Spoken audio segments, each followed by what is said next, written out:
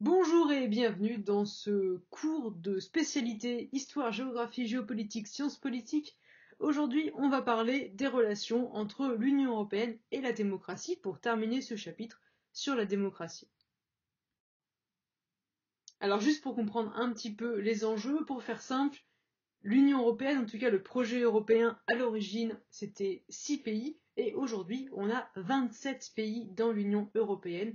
Donc forcément, pour mettre tout le monde d'accord, tout en gardant de la démocratie, ça pose problème.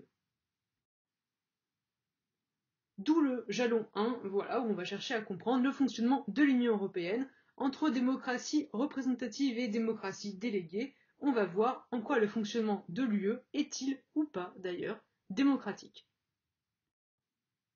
Alors, la démocratie, c'est l'essence même du projet européen. Après 1945, l'Europe sort traumatisée de 6 années de guerre. Le nationalisme des régimes totalitaires est rendu responsable de la guerre qui a coûté la vie à 40 millions d'Européens et transformé le continent en un véritable champ de ruines. La paix et le retour de la démocratie, en France, en Allemagne et en Italie, permettent aux Européens d'envisager enfin un avenir meilleur. Le projet d'une Europe politique est porté par d'anciens résistants qui ont accédé au pouvoir. Il s'agit pour beaucoup de démocrates chrétiens qui considèrent que la démocratie est le seul régime politique qui puisse éviter un nouveau conflit. Ils se réunissent alors à La Haye en 1948 et jettent les jalons de la CECA, la Communauté européenne du charbon et de l'acier, qui va permettre un rapprochement de la France et de l'Allemagne et sera finalement élargie dès 1951, en tout et pour tout, à 6 États.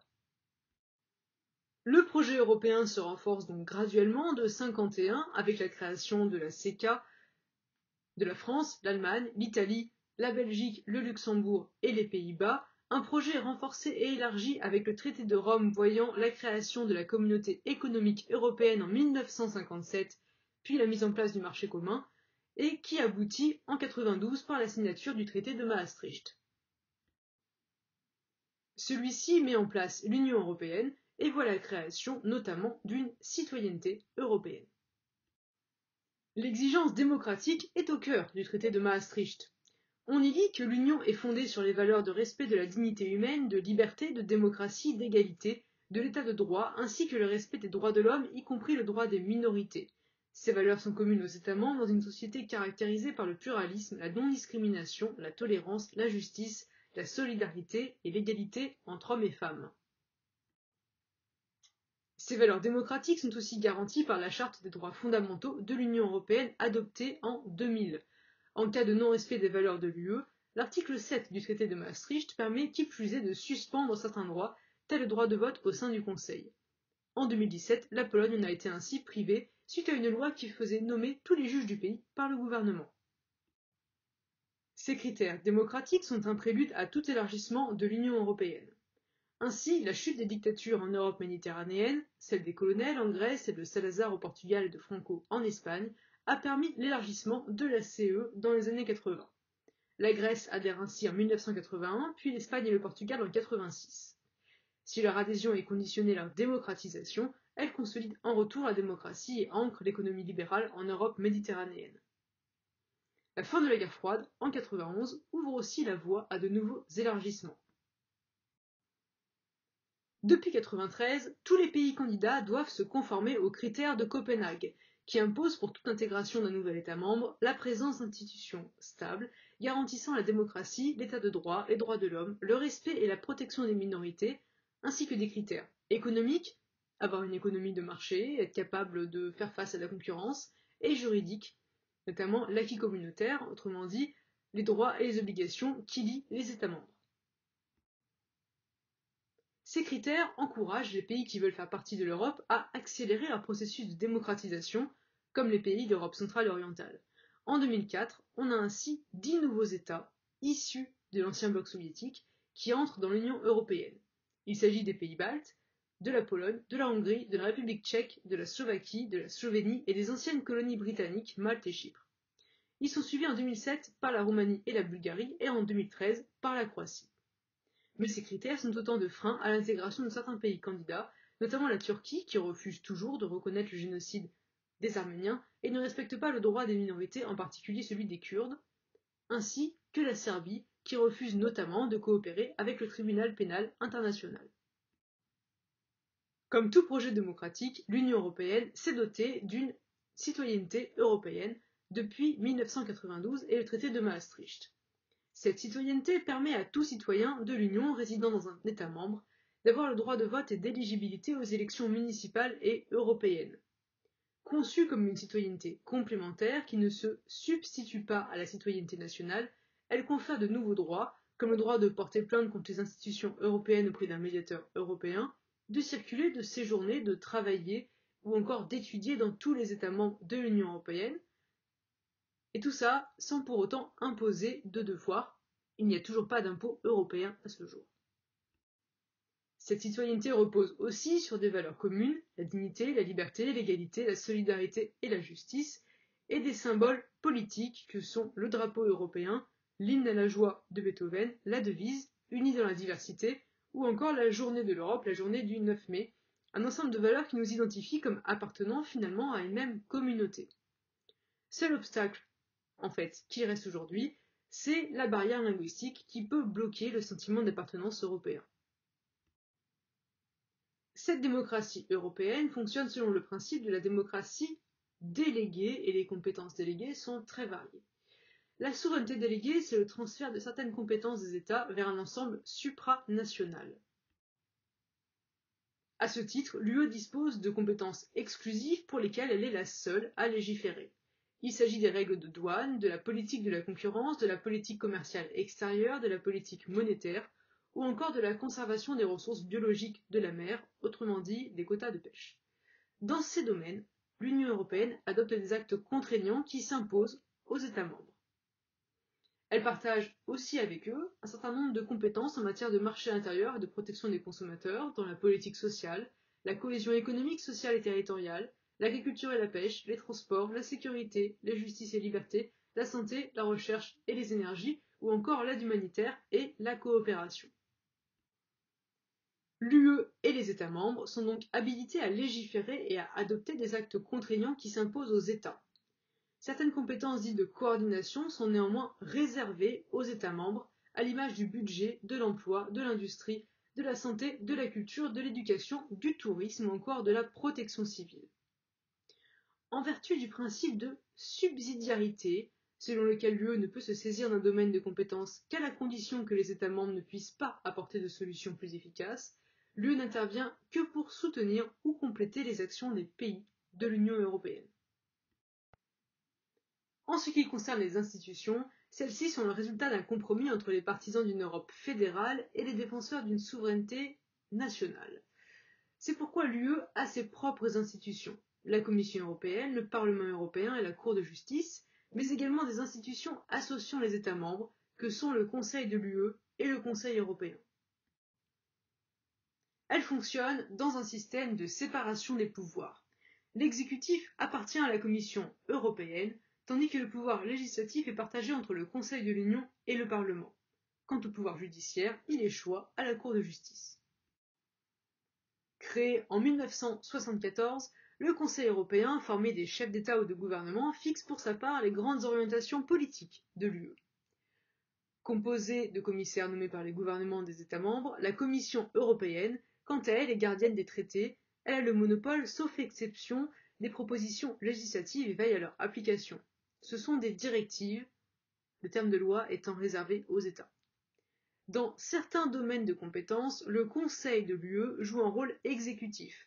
Formé des ministres ou autres représentants des gouvernements des États membres, il vote les textes normatifs et le budget, compétences qu'il partage avec le Parlement européen. Celui-ci est composé de députés élus au suffrage universel direct. Ce dernier contrôle le travail de la Commission, il en approuve la formation et peut la démettre. Enfin, la Cour de justice, dont les juges sont nommés par les États membres, veille au respect des traités et peut sanctionner les illégalités commises par les organes de l'UE et les États membres. Aussi, l'UE fonctionne-t-elle sur le modèle d'une démocratie déléguée, un système politique dans lequel les pouvoirs sont délégués par vote ou désignation à des représentants élus et des fonctionnaires d'État. Avec toutes ces institutions, le processus de décision au sein de l'Union européenne est complexe. Depuis le traité de Lisbonne, la procédure de coopération qui consistait en une négociation entre la Commission, le Conseil de l'Union et le Parlement a été supprimée. Si la procédure de consultation demeure, le Parlement européen pouvant donner un avis non contraignant sur une proposition de la Commission, c'est la procédure de codécision qui l'emporte. Le Parlement européen et le Conseil de l'Union doivent désormais s'accorder sur l'adoption des directives et règlements. En résulte un processus de décision complexe. Le Conseil européen définit les grandes orientations que les commissaires étudient. Il tranche également les questions non résolues au Conseil de l'Union. La Commission propose ensuite des directives et règlements au Conseil de l'Union et au Parlement européen qui les modifient, les adoptent ou les rejettent. Enfin, depuis le traité de Lisbonne, les parlements nationaux sont obligatoirement consultés sur les projets de loi européenne, ce qui les érige en co-législateurs du droit de l'Union européenne. Si l'unanimité demeure en matière de politique étrangère et de sécurité commune, de politique financière ou d'harmonisation des systèmes sociaux, le vote à la majorité qualifiée rend plus efficace la prise de décision. Il s'agit d'une procédure par laquelle une décision est prise non plus à la majorité simple, à 50%, ni à l'unanimité, à 100%, mais dans un entre-deux. Au Conseil européen, la majorité qualifiée est en effet atteinte par 55% des États membres, représentant au moins 65% de la population de l'Union européenne.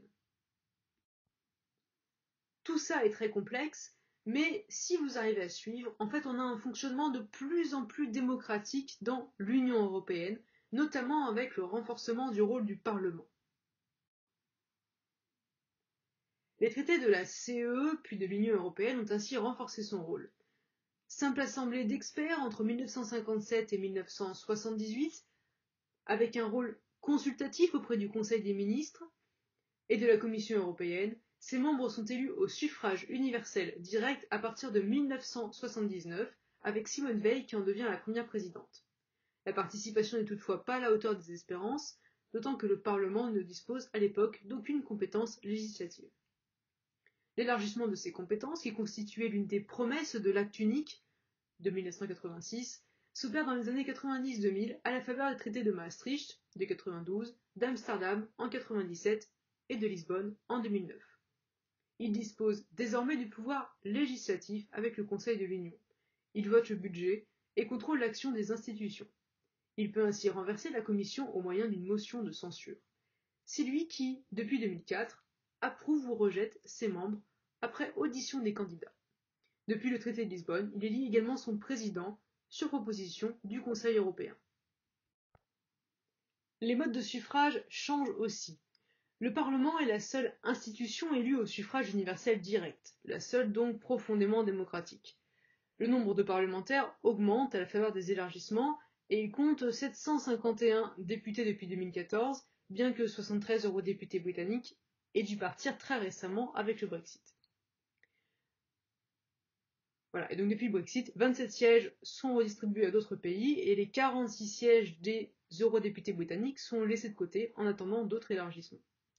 Si l'UE s'apparente en fait à une démocratie représentative, les députés sont élus à la proportionnelle par les États européens. C'est avant tout une démocratie déléguée, comme on l'a dit précédemment.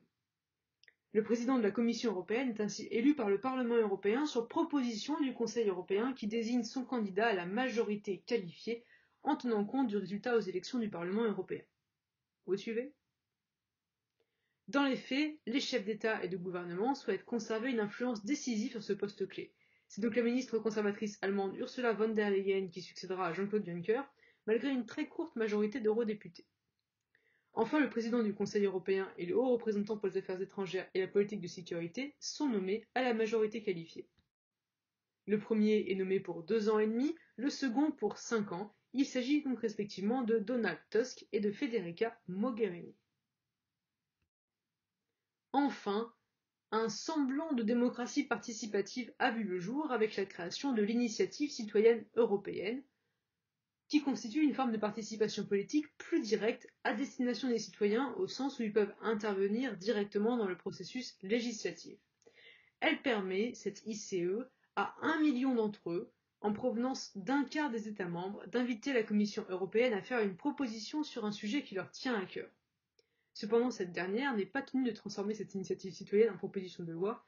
Le bilan est donc plutôt décevant à ce jour. Sur les 64 présentés, Seules 4 initiatives depuis 2012 ont réussi à remplir l'ensemble des conditions fixées par la Commission européenne. La première, lancée en 2012 et intitulée Right for Water, avait obtenu une réponse jugée décevante de la part de Bruxelles. Face à la réclamation citoyenne pour un accès universel à l'eau et à l'assainissement au sein de l'UE, la Commission s'était contentée de lancer une consultation publique sur la directive eau potable.